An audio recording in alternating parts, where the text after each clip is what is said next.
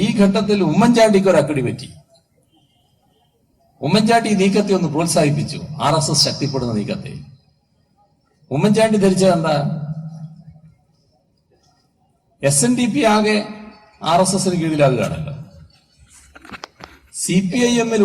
CPIMനോടൊപ്പം സഹകരിക്കുന്ന ധാരാളം പേർ SNDPയിലുണ്ട്.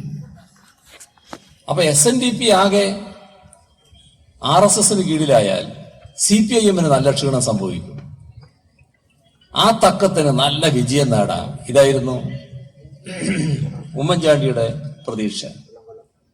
സംഭവിച്ചതോ ഉമ്മൻചാണ്ടിക്കും UDFനും കനത്ത പരാജയം ഏറ്റുവാങ്ങേണ്ടി വന്നു.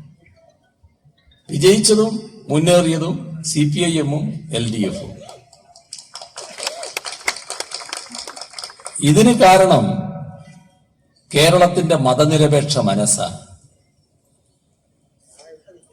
ഇവിടെ ഭൂരിപക്ഷ ന്യൂനപക്ഷ വ്യത്യാസമില്ലാതെ മഹാഭൂരിപക്ഷം പേരും മതനിരപേക്ഷമായി ചിന്തിക്കുന്നവരാണ്. അങ്ങനെ രൂപം കൊണ്ട ദൃഢമായൊരു മതനിരപേക്ഷ മനസ്സിവിടെയുണ്ട്.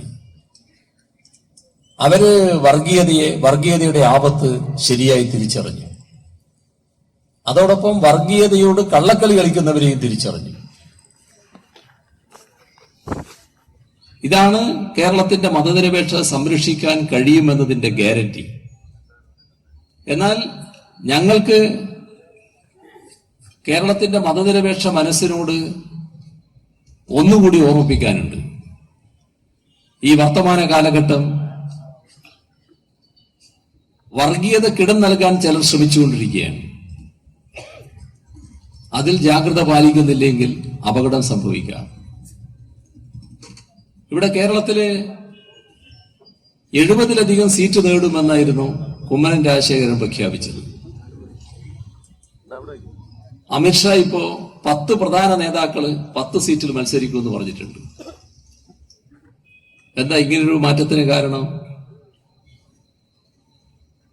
140 സീറ്റിലും മത്സരിച്ചാലാണല്ലോ പകുതിയിലധികം സീറ്റ് നേടുക. 140 സീറ്റിലും മത്സരിക്കുമെന്ന് പറഞ്ഞ ആ സ്ഥാനത്ത് 10ലേക്ക് ചുരുങ്ങാൻ എന്താ കാരണം?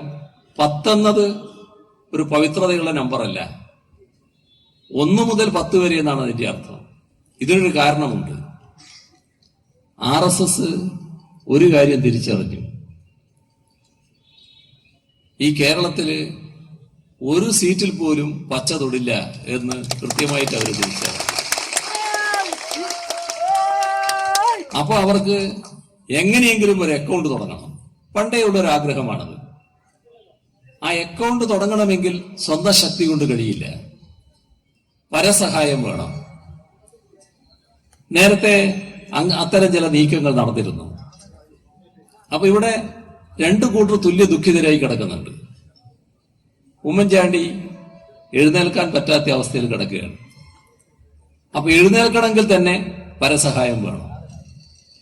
അപ്പൊ 2 കൂട്ടരും തമ്മിൽ പഴയൊരാലോചന വീണ്ടും നടത്താൻ ഒരുങ്ങിയിരിക്കുകയാണ്. വടകര ബേപ്പൂർ മോഡൽ. അത് RSS നിർത്തുന്ന സ്ഥാനാർത്ഥികളെ അവിടെ ജയിപ്പിക്കുക, മറ്റെല്ലായിടവും RSS UDFനെ സഹായിക്കുക എന്നതായിരുന്നു ധാരണ. ഇത്തരമൊരു അവിശുദ്ധ നീക്കത്തിന് ഇപ്പോ അണിയറക്കുള്ളിൽ ഒരുക്കങ്ങൾ നടക്കുകയാണ്. ഇവിടെയാണ് മതനിരപേക്ഷ മനസ്സ് ജാഗ്രതാവേണ്ടത്. നേരത്തെ ഇത്തരം അവിശുദ്ധ നീക്കങ്ങൾ നടന്നപ്പോ കേരളത്തിന്റെ മതനിരപേക്ഷ മനസ്സ് വലിയ പ്രക്ഷുബ്ധമായി. അതിന്റെ ഫലം ഈ അവിശുദ്ധ നീക്കക്കാർ ദയനീയമായി പരാജയപ്പെട്ടു. ഞങ്ങൾ നിർത്തിയ സ്ഥാനാർത്ഥികള് മികവുറ്റ രീതിയിൽ വിജയിച്ചു വരികയും ചെയ്തു.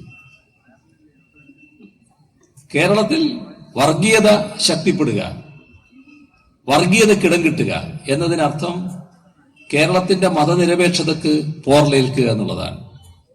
ഇത് കണ്ടുകൊണ്ട് മതനിരപേക്ഷ മനസ്സ് കൂടുതൽ ജാഗ്രത പാലിക്കേണ്ടതായിട്ടുണ്ട്.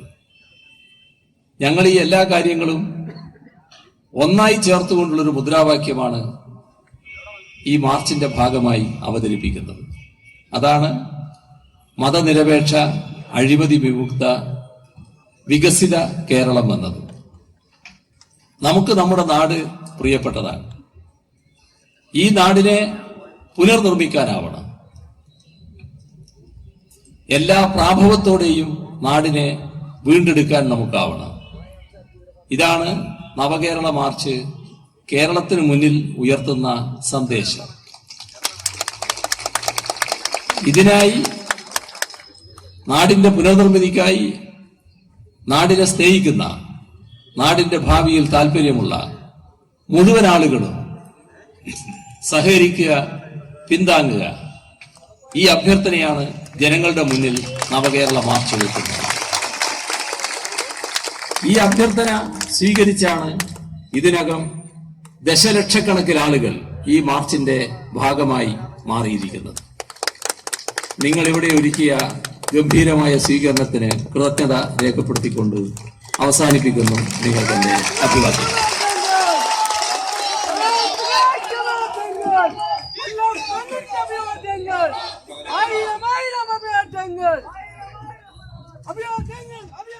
സഖാക്കളെ